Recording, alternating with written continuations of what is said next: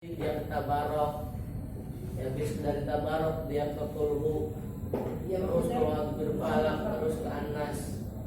Nunggu itu aja, habis itu beres dia nunggu pegang zikir. Ya. Nah kemarin itu ya ceritanya ada yang dikubur samping nenek saya. Nenek saya udah berapa tahun? 8 tahun. Kelihatan jempolnya masih utuh, ya, karena istiqomahnya, ya istiqomahnya dijaga, baca Quran dijaga, Allah jaga beliau. Ya. Ya. Maksudnya istiqomah nggak harus tadarus dari 1 sampai Enggak. 10 kan? Enggak. Penting ada bacaan tiap hari kita baca. Iya, yang kita amalkan boleh, tapi kan bagusnya berjalan, nggak jalan di tempat, bagusnya ya, bagusnya. Tapi nggak apa-apa kalau emang kita misalkan emang senang sama tabarok tiap hari kita baca ya kita senang sama waqiah tiap hari kita baca waqiah, kita senang sama kulhu ya, sama kulhu Allahu ahad. Kalau al-ikhlas kan al-ikhlas apa ya, nggak apa-apa baca aja tiap hari ya. Malah kalau kita baca al-ikhlas sampai 400.000 itu ya, itu insya Allah kita dijamin ya tidak tersentuh dengan api neraka ya. Itu namanya kalau guru saya bilang atako kubro, baca guru sampai 400.000 diri kita.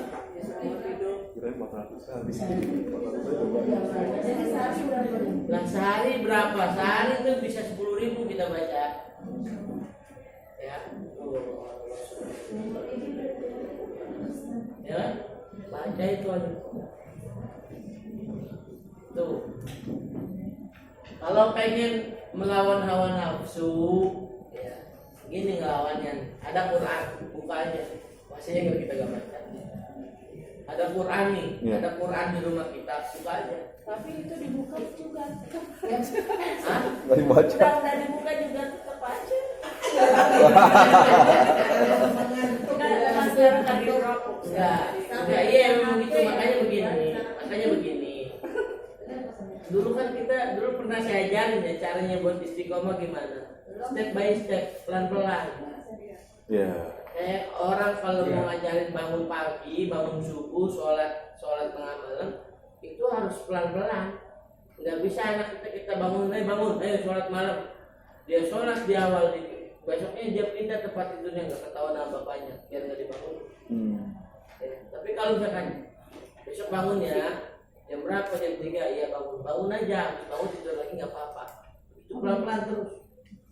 Ya, sampai akhirnya dia cuma gelar bangun, cuma gelar sejadah doang, nggak apa-apa. Ya, kita lama-lama dia kalau sejadah udah digelar, masa dia nggak mikir, ngapain kita bangun malam doang begini, nggak ambil air wudhu, nggak sholat, nggak pernah begitu. Dulu kita diajarin, ya 6 bulan di pesantren kita bisa istiqomah sholat malam, nggak dipaksa tuh, nggak langsung ayo bangun sholat malam, enggak. Ya. Yang pertama, ayo nak bangun. Minggu pertama disuruh bangun doang. Jam berapa nih? Jam 3 udah ayo bangun. Kalau mau tidur lagi silakan. Kalau udah 10 menit ya tidur lagi. Nggak usah kalau anak pesantren dulu kalau lagi pulang mau Tidur doang kerjanya. ya Allah balas dendam. Tidur. Itu salah dalam metode mengajarnya. Ya, metode mengajarnya salah. Ya. Kalau ada anak pesantren ketika pulang cuma kerjanya tidur doang, ya berarti orang tua harus memberikan uang kepada anak tersebut, soalnya keluar main sama teman. Lebih baik begitu daripada tidur doang. Yang main sama temennya. Ya. Nih kesalahan orang tua ketika anaknya pulang, anaknya tidur dibilang maklum, oh dia capek belajar di pondok. Padahal di pondoknya juga dia tidur doang. Makanya lebih baik dikasih duit, suruh keluar main sama temennya. Jangan ada di rumah. Itu yang bikin, maaf ya, orang-orang banyak yang bilang ini anak-anak lulusan pesantren itu radikal. Kenapa? Nggak mau bergaul, introvert. Iya. Karena kenapa? Yang lain itu udah bukan circle kita. Sama. Saya ketika pulang pesantren nggak pernah ada di rumah. Sampai orang tua saya bilang begini, udah lu balik lagi aja sana ke pesantren. Di sini nggak pernah di rumah. Ibu saya kangen. Ya. Tapi saya bilang, mumpung di rumah bisa bergaul lagi sama teman-teman yang awalnya nggak suka sholat, melihat kita sholat dan ikut sholat, nggak enak nih. Saya begitu. Ya, saya kalau di rumah pasti main dan nggak bakal ada di rumah. Tapi ada juga gini kan, kalau dia banyak main, kayak akan bebas juga, suruh masuk lagi ke pesantren juga tergoda. Enggak begitu. Kalau anak pesantren dia punya batasan. Anak pesantren itu justru dia nggak mau balik lagi, dia pengen di rumah aja karena di rumah fasilitasnya enak. Kalau di luar emang enak, kan dia bermain sama teman-temannya. Ya, nanti dia di pondok akan lupa karena di pondok itu kiri kanan teman dia. Ya kan, tapi kalau di rumah bisa kangen sama ibu, bisa kangen sama bapak. Akhirnya dia pengen balik lagi ke neraka karena dia kangen sama orang tua. Dan ingat ketika anak pesantren jangan tanyain ilmu-ilmu yang lain, tanya baca Quran belum, itu yang pertama. Ya, kalau baca Quran udah lancar baru tanya yang lain. Gimana belajarnya ini itu ini.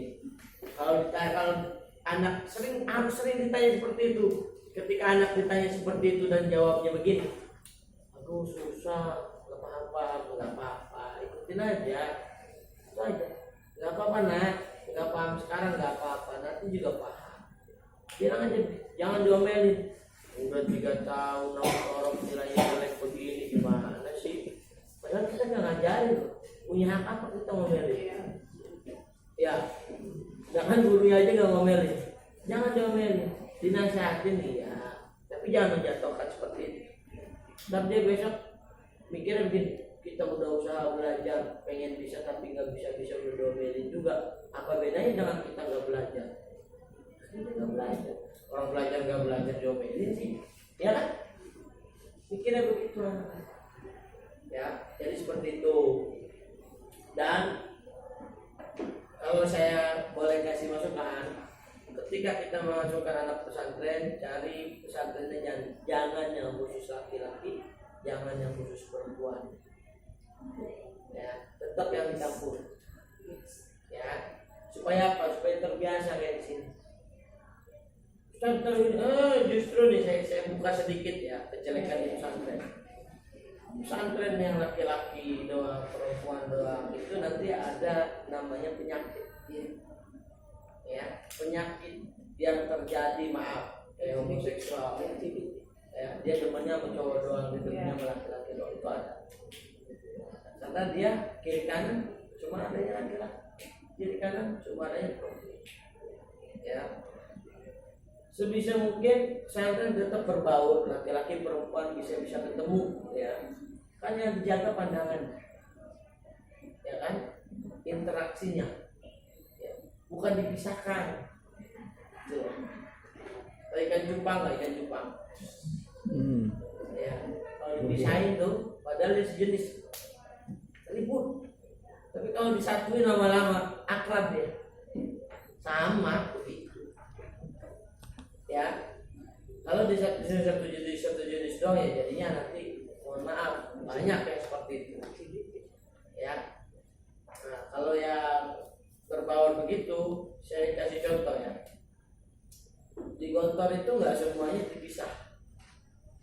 Di beberapa kegiatan ada yang bersama. Nah itu maksudnya. Sama di PTIG juga begitu. PTIG itu kampus laki-laki, ya. Tapi di PTIG wajib mereka itu berorganisasi. Kenapa? Nanti di organisasi ketemu nanti sama perempuan. Ya. Jadi kalau di dalam psikologi pendidikan ada itu dalam penyakitnya. Itu yang awalnya mereka normal malah jadi sakit. Saya nggak bilang pesantren itu baik semua, ada buruknya.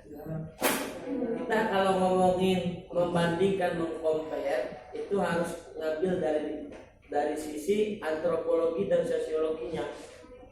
Nggak bisa kita pisahkan. Jadi akhirnya penilaian seperti itu. Oh, pesantren ini bagus. Kalau orang ke sekolah ke pesantren nggak bagus. Iya, ada benernya. Tapi kalau dibalik juga bisa. Itu, ya. Jadi kita harus berpikir di situ. Nah, kembali lagi kita baca Al-Quran. Ya, pesantren enaknya ada yang menaungi kita untuk belajar. Ya, kalau kita punya anak masuk pesantren, artinya tanggung jawab kita untuk membuat dia bisa baca Al-Quran bisa digantikan oleh orang lain. Ya. Tapi kalau kita sendiri, sedangkan kita yang sibuk, nah, dia belajar sama siapa? Jika diajarin aja sekarang nggak ada yang mau kalau misalkan dia udah sekolah SMP, ya kan? Kalau dia udah sekolah SMP, anakku udah nggak mau ngaji lagi. Coba deh cek, yang ngaji TPA cuma sampai SMP doang kan? SMP kelas 1 udah nggak ada lagi yang ngaji TPA. Ya maka solusinya memang di pesantren nih, tapi nyari pesantren harus hati-hati juga. Ya, gedungnya udah harus ada, kiainya yang mimpin ada, jelas. Kurikulumnya harus jelas, ya. Produknya yang terpenting produk. Ada nggak produk pesantren tersebut? Ya, misal nih produknya nih udah apa 30 juz, ini produknya nih lulusannya udah pada ngajar, guru-gurunya di sini di situ, itu boleh. Tapi kalau yang nggak ada track recordnya, itu lebih baik bukan dihindari, cari yang lain. Masa pesantren dihindari, nggak dihindari, tapi cari yang lain. Seperti itu.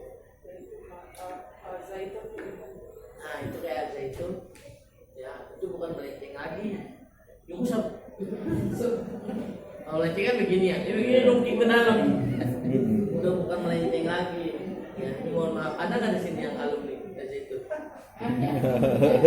Ya, zaitun di awal-awal bener loh, zaitun di awal-awal bener. Angkatan tahun 2000 itu masih bener. Ya, 2007 ke atas itu yang susah. Ya, Karena perubahan itu bukan pengajar apa gimana? bukan perubahan pengajar. Karena memang ideologi awalnya salah. Ideologinya gini, mereka itu pengen membuat bukan pesantren. Pesantren itu nama belakang, nama depannya apa? Negara.